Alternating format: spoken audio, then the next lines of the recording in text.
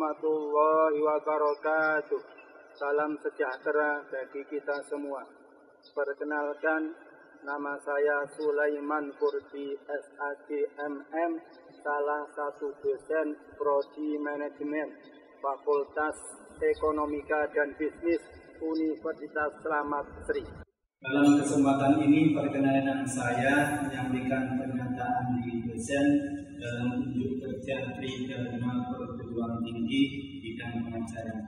Salah satu mata kuliah yang saya ampu yaitu mata kuliah Ekonomi Makro dengan kode mata kuliah MKK 203 bagi mahasiswa semester 4 dengan bobot 3 SKS dengan deskripsi mata kuliah sebagai berikut.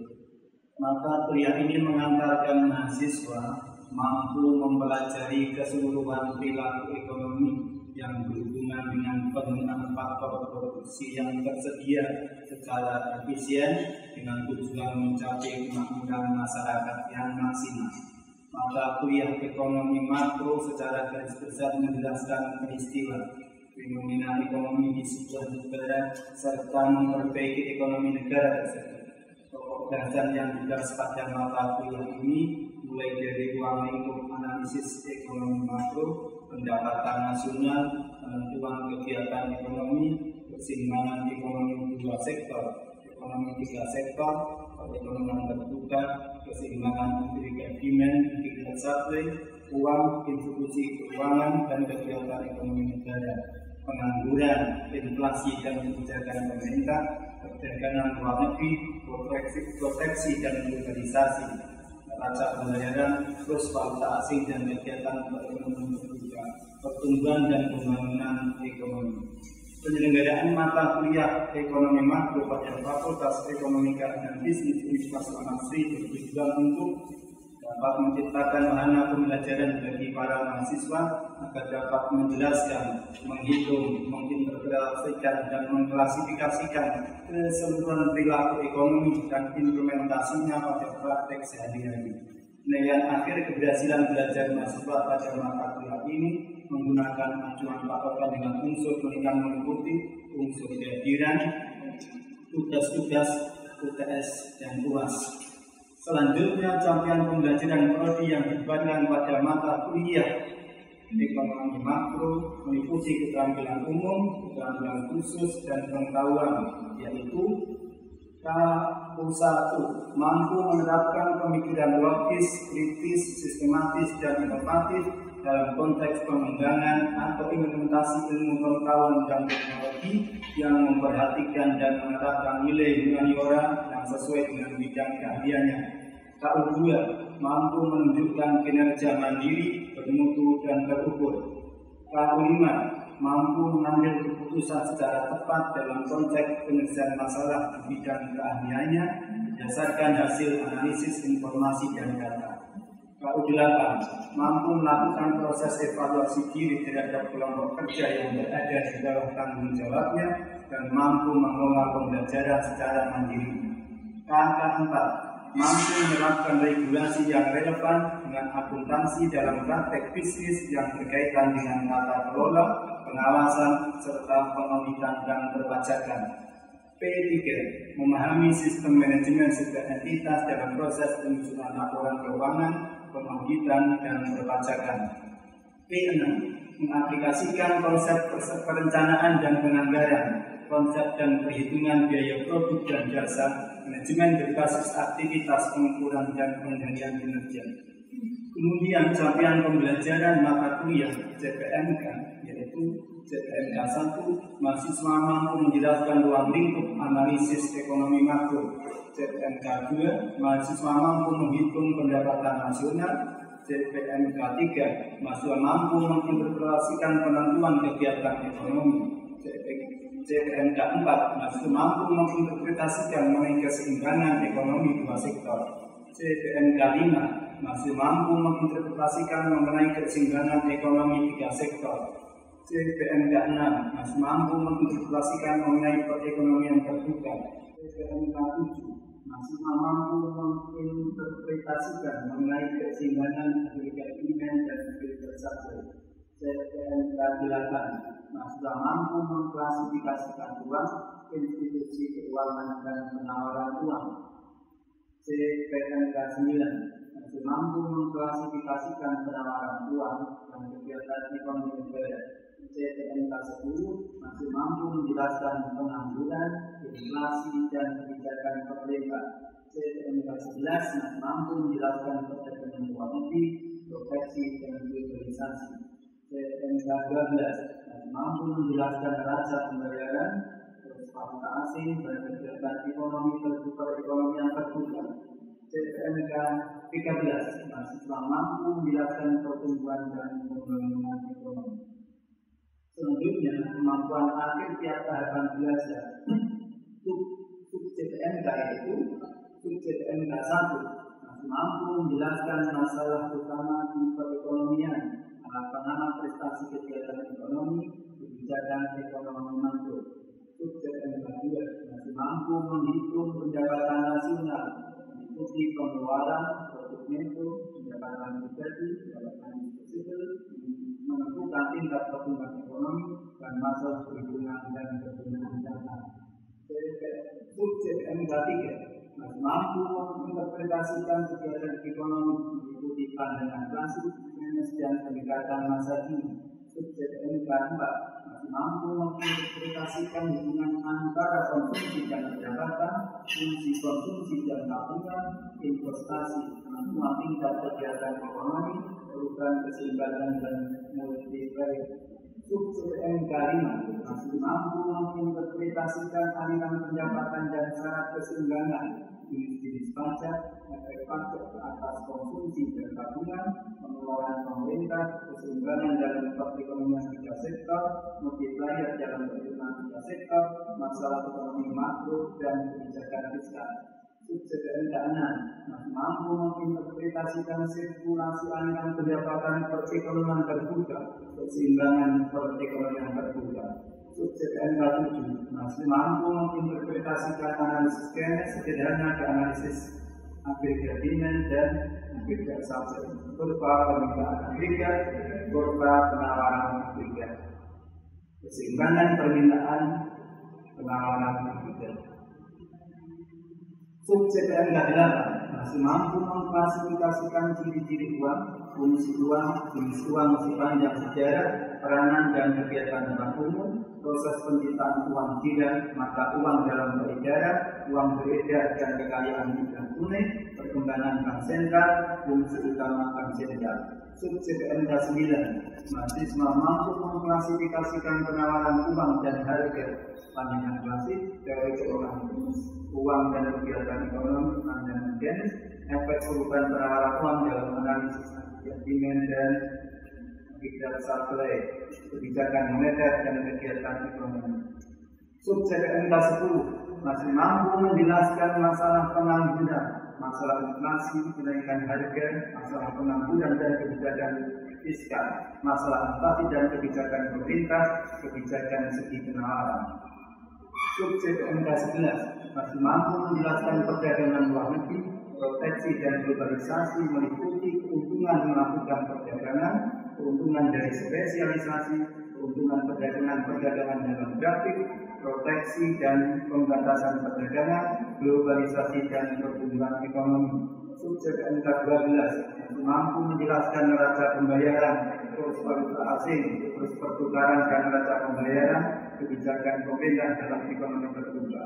Sub CPNK 13 masih mampu menjelaskan beberapa konsep mengenai pertumbuhan ekonomi, perbandingan kemakmuran berbagai negara, faktor-faktor yang menentukan pertumbuhan ekonomi, teori-teori pertumbuhan ekonomi, masalah pembangunan di negara berkembang, kebijakan mempercepat pembangunan. Selanjutnya, buku pegangan dan bacaan dalam perkuliahan ini meliputi buku utama, yaitu buku-buku yang berjudul makroekonomi dan modul kuliah yang sudah ditentukan program studi manajemen. Buku pendukung, yaitu buku-buku dan literatur yang sesuai dengan tema bahasa. Sistem pembelajaran didukung dengan sistem informasi akademik disingkat SIATA melalui jaringan yang memudahkan pengaksesan mahasiswa unggah materi pembelajaran dengan tugas atau ujian dan catatan-catatan perkuliahan yang dapat didokumentasikan.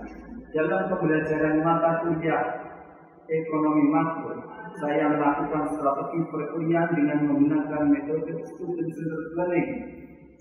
Pembelajaran berpusat pada mahasiswa dengan model pembelajaran DIA, Delivery, Interaction, and Assessment. Delivery pembelajaran, saya menyampaikan materi pembelajaran dengan beberapa teknik antara lain kuliah, drama, tutorial, presentasi PowerPoint, atau video pembelajaran. Kemudian interaksi pembelajaran dengan menggunakan metode tanya jawab, diskusi kelompok, atau diskusi. Kemudian dalam asesmen pembelajaran, saya melakukan evaluasi terhadap proses pembelajaran dengan cara menilai kemampuan mahasiswa berdasarkan kriteria penguasaan materi 35%, kreativitas 35%, dan kedisiplinan 30%. Dan saya melakukan penilaian atas prestasi belajar mahasiswa terhadap tugas atau ujian yang saya berikan. Penilaian tugas tersebut meliputi tugas media sosial dan tugas makalah kelompok. Penilaian tugas mandiri meliputi tugas individu dan tugas sendiri atau individu. Sedang penilaian ujian meliputi ujian tengah semester dan ujian akhir semester. Pembobotan nilai ditentukan berdasarkan ketentuan berikut setelah melalui kesepakatan dengan mahasiswa saat kontrak perkuliahan mengikuti. Ujian akhir semester 35%, ujian tengah semester 25%, 3 nilai tugas individu 15%, 4 nilai tugas kelompok 15%, 5 kajian dan kedisiplinan 10%, total 100%. Selanjutnya, perkenankan saya menyampaikan video pembelajaran dalam kelas berikut ini. Selamat menyaksikan. Waalaikumsalam. Waalaikumsalam warahmatullahi wabarakatuh. Dengan saya hormati, apa kabar semua? Alhamdulillah. Sehat semua? Alhamdulillah. Masih semangat belajar? Masih. Meskipun jam kerja, semangat belajar. Lanjutan kuliah makroekonomi pada pertemuan kali ini temanya adalah pengangguran. Siapa yang suka nganggur? Ya. Orang nganggur dibenci siapa? Masyarakat. Mertua. Pacar. Keluarga orang tidak suka juga ada yang membeli karena yang nganggur berarti tidak dapat penghasilan. Selanjutnya ini sambil melihat saya sambil mendengar penjelasan saya. Pertemuan yang lalu kita telah membahas tentang kaitan dengan masalah makroekonomi. Silakan ada yang punya pertanyaan saya. Yang pertama, sebutkan masalah makroekonomi. Yang pertama, yang akan selalu dihadapi oleh suatu negara. Masihkan dia, untuk silakan. Silakan berdiri. Saya akan menjawab pertanyaan tentang masalah makroekonomi utama yang akan selalu dihadapi oleh suatu negara. Suatu negara akan sering menghadapi masalah makroekonomi, tentunya tentang inflasi, pengangguran, pertumbuhan ekonomi, neraca pembayaran, dan tidak stabilnya kegiatan ekonomi. Ada berapa tadi? Ada 5. 50. Ada tidak masalah yang pengangguran?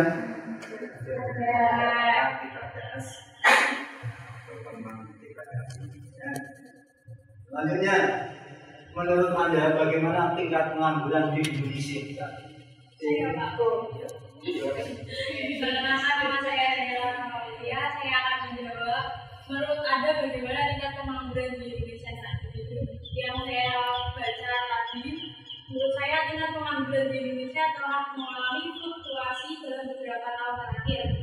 Tetapi data terbaru menunjukkan tren penurunan pada tahun 2022. Tingkat pengangguran di Indonesia turun menjadi sekitar 5,93%.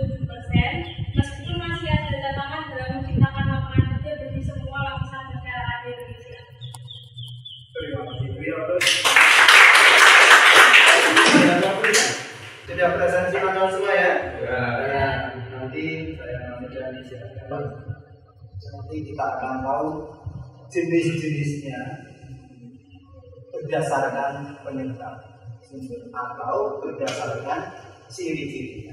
Ya, kita ketahui setelah menerangkan materi ini, mahasiswa nanti mampu mendefinisikan apa itu pengangguran, kemudian mengetahui, menghitung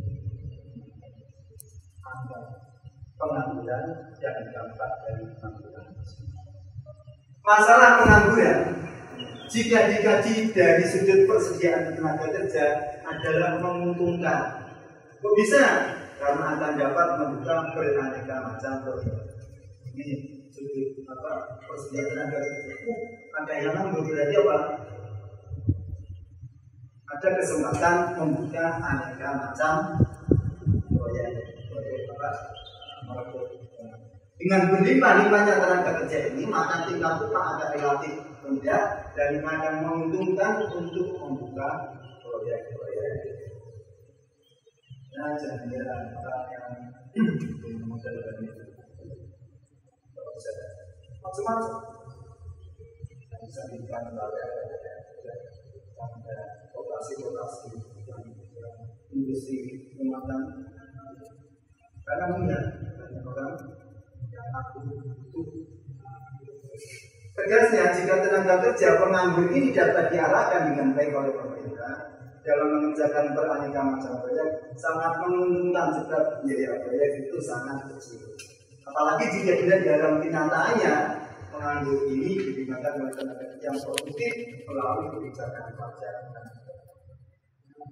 Pemerintah proyek jadi suatu produk saja di desa-desa adalah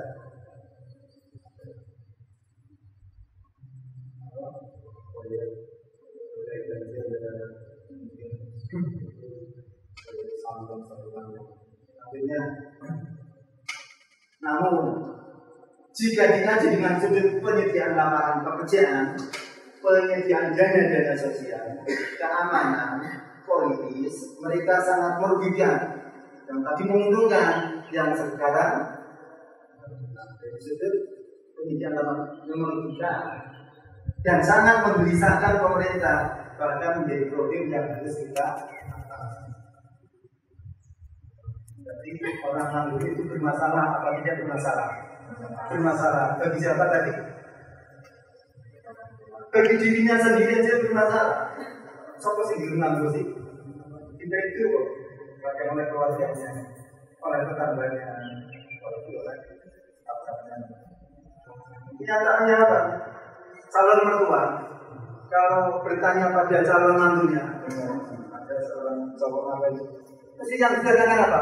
Kerjanya di mana? Coba kalau dijawab pengacara, pengangguran beneran. Ya kalau pengacara beneran sih, sebenarnya bukan main.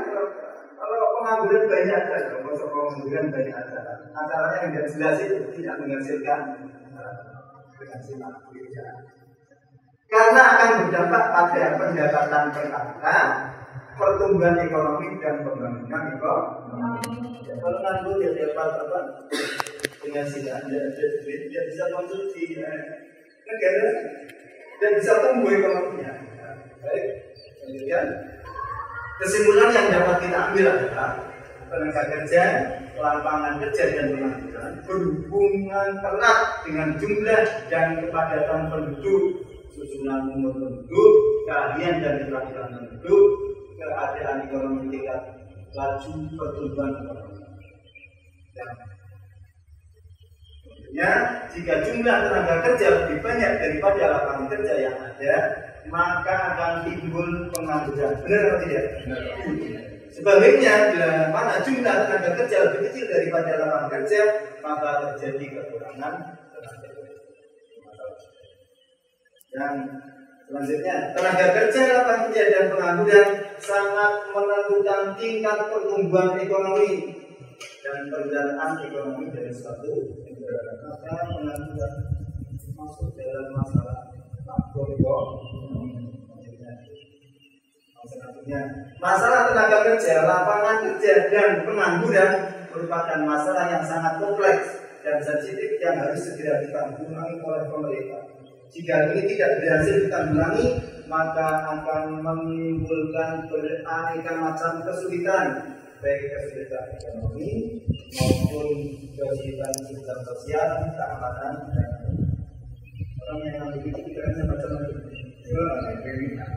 Ya kalau macam-macamnya positif, lalu ya ikut peringatan yang keterampilan. Kalau mikirnya apa? Kan kalau ngomong aja kena. Terus malah lihat apa? Ternyata peminta-pinta itu malah enak. Yang selanjutnya perluasan lapangan kerja, peningkatan keterampilan tenaga kerja, dan perpanjangan proses produksi akan dapat mengurangi tingkat pengangguran dan sekaligus merupakan usaha mempercepat pertumbuhan ekonomi suatu negara. Karena dari pertumbuhan ekonomi yang masih banyak dalam pendekatan terkait kita masih terkait. Dalam konsep atau proses disebutkan adanya angkatan kerja yang belum bekerja dan sedang ingin mencari pekerjaan. Jumlah penduduk yang sedang mencari pekerjaan ini dalam pengertian ekonomi disebut pengangguran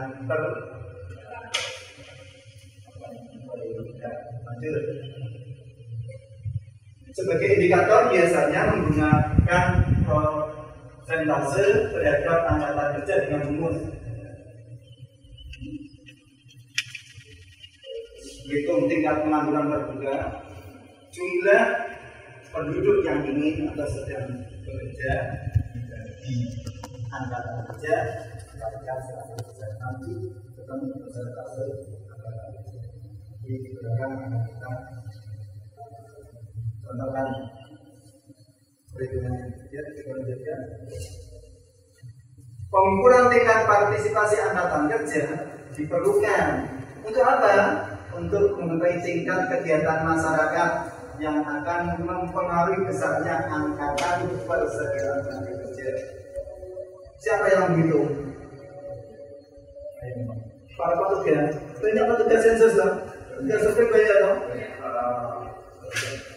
Beberapa kali akan besar statistik yang dibebaskan.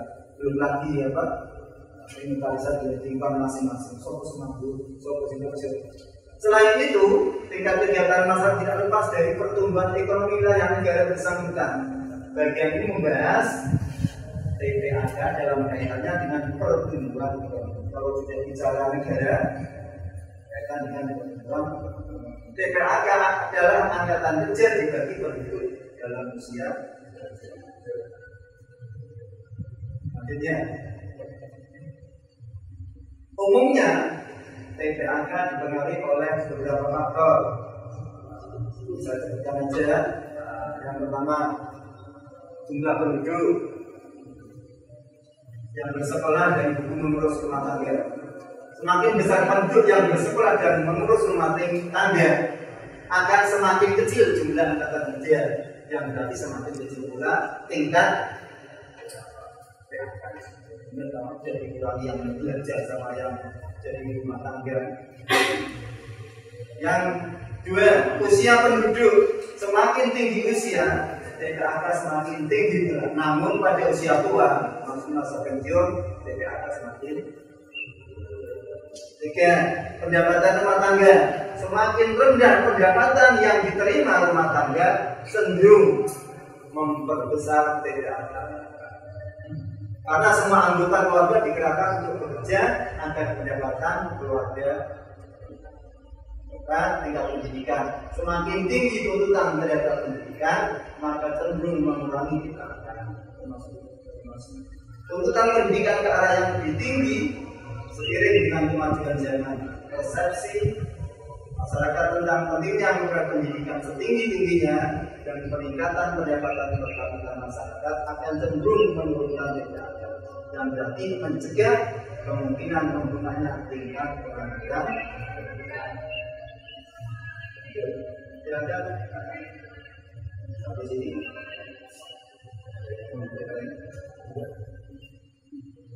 misalkan juga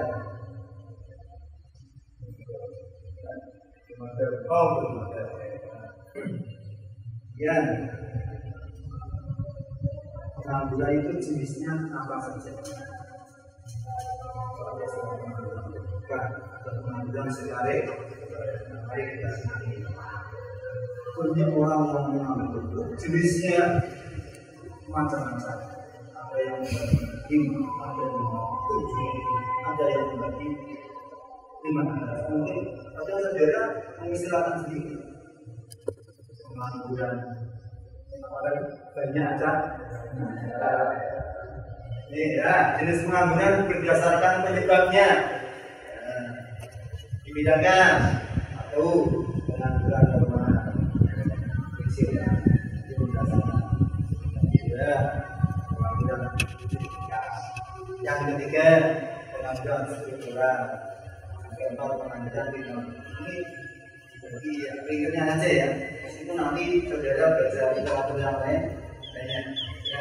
Selanjutnya jenis pengangguran berdasarkan sini, kalau tadi berdasarkan apa? Penyebab atau sumber pengangguran cirinya. Ada pengangguran berbeda. Pengangguran ini hasil dari peningkatan lowongan yang lebih rendah daripada peningkatan tenaga kerja. Lowongannya sedikit sehingga bekerja lebih. Akibatnya semakin banyak pekerja tidak menemukan pekerjaan dalam perekonomian. Pengangguran juga dapat disebabkan oleh menurunnya kegiatan ekonomi, kemajuan teknologi mengenai penggunaan tenaga kerja atau penggunaan dalam pengembangan suatu industri.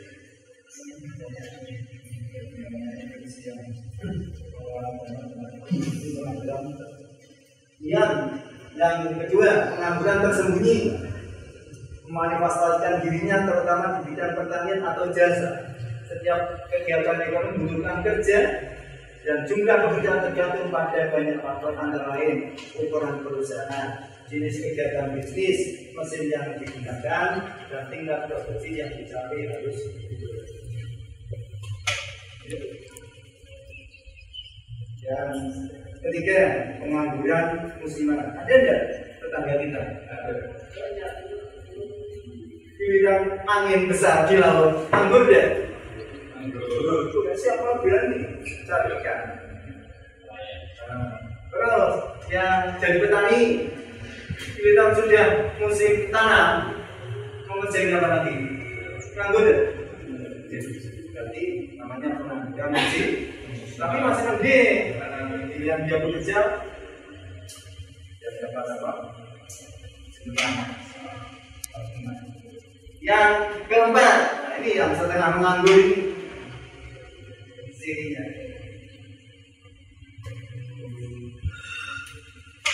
Di negara berkembang, migrasi atau migrasi dari pedesaan ke perkotaan sangat cepat. Benar nggak? Benar. Kalau saya pindah-pindah ini kampung ke begini. Akibatnya tidak semua orang yang pindah ke kota dapat dengan mudah menemukan pekerjaan. Penyelesaian dirinya, beberapa terpaksa menganggur penuh waktu. Selain itu mereka yang tidak menganggur tapi tidak bekerja penuh waktu ada juga. Dan jam kerjanya jauh lebih rendah dari biasanya. Pekerja-pekerja yang mempunyai masa kerja seperti yang dijelaskan ini golongan sebagai setengah menganggur atau dalam bahasa Inggris unemployed, dan jenis pengangguran dinamakan unemployed. Ya. Silakan. Sampai sini. Yang mau bertanya? Paham semua?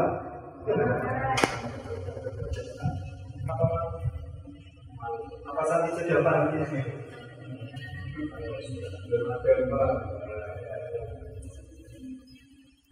Nanti ya, jenis-jenis pengangguran ya. Sekarang kita bicara dampak dari pengangguran. Kalau dampak itu baik apa buruk? Buruk ya. Yang pertama, berkurangnya pendapatan masyarakat sehingga mengurangi tingkat pengangguran. Kita bayangkan sini keluarga kita satu rumah yang nganggur berapa? Mau nganggur semua, makmur tidak keluarganya?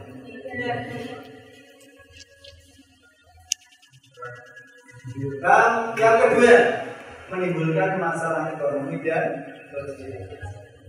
Masalah ekonomi belum habis sosial. Timbul masalah-masalah sosial dan sosial. Yang ketiga, kekacauan politik dan sosial. Berangkat dari apa? Pengangguran bisa sampai pada pengangguran akhirnya kan banyak nuntut ya. Sosok presiden disalahkan, DPR disalahkan, protes. Terus apa? Iya kalau demo anak cara menghitung pengangguran dan tingkat partisipasi angkatan kerja atau TPAK. Contoh, kita kira-kira ya 15 orang, 15.000 orang. Sedangkan hanya 12.000 orang yang terdorong angkatan kerja dan yang memiliki pekerjaan hanya 15.000, kemudian 12.000 yang memiliki pekerjaan 11.000. Dari data di atas, berapakah tingkat partisipasi angkatan kerja dan penganggurannya? Ini contoh mudah. Tingkat partisipasi angkatan kerja. Tadi umumnya sudah berapa persen? 75.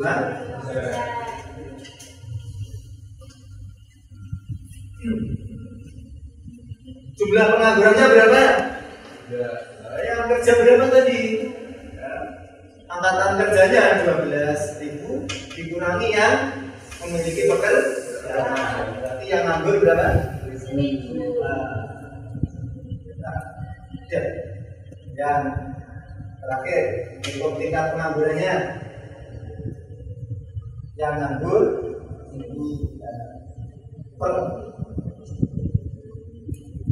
yang terdorong angkatan kerja kali 100%.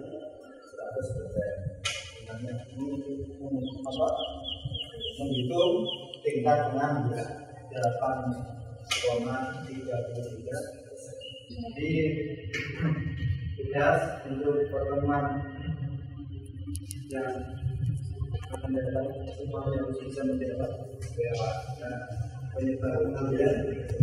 Jelaskan dapat dari Anda. Terima kasih. Insyaallah kita dengan bacaan hamdalah. Alhamdulillahirabbil alamin. Assalamualaikum warahmatullahi wabarakatuh.